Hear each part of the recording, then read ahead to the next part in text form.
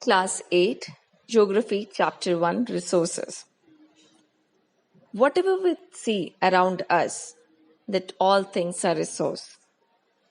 What is a resource? Anything that can be used to satisfy a need is a resource.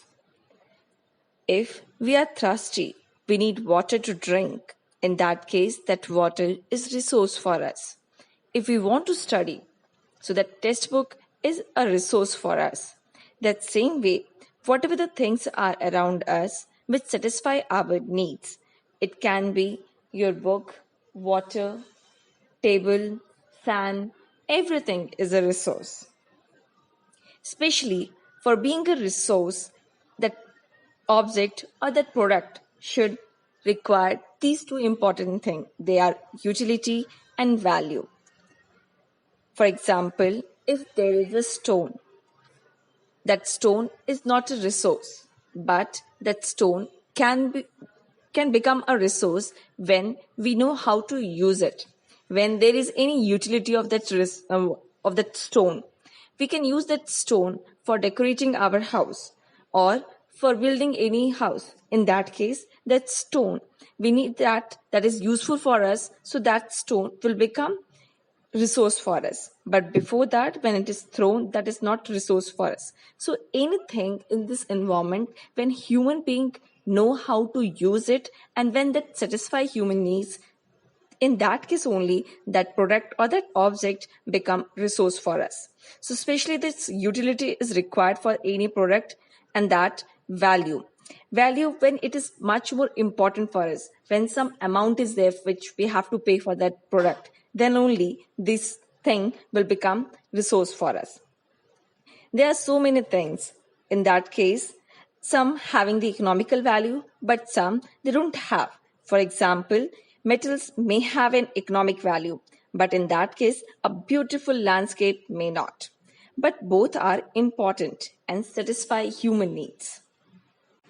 Types of resources. There are three different types of resources: natural resource, human made resource, human resource. Natural resource, that resources that are drawn from nature and used without much modification are called natural resources. For example, river, lakes from where we are getting water, soils, or forest area. So these all are natural resources which we are using to satisfy our needs. These natural resources can be categorized in two different types: renewable resource and non-renewable resource. Renewable resources are the resources which we can renew easily in less time.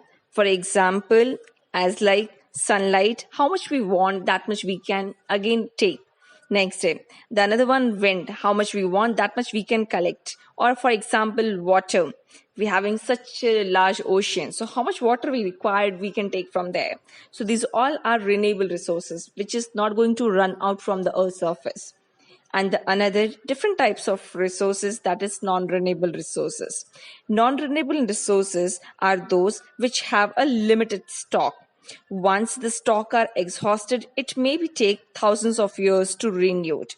For example, coal, petroleum, natural gas. So these all are in a limited amount in our earth surface, so it's very important to use in very less amount and save for the future.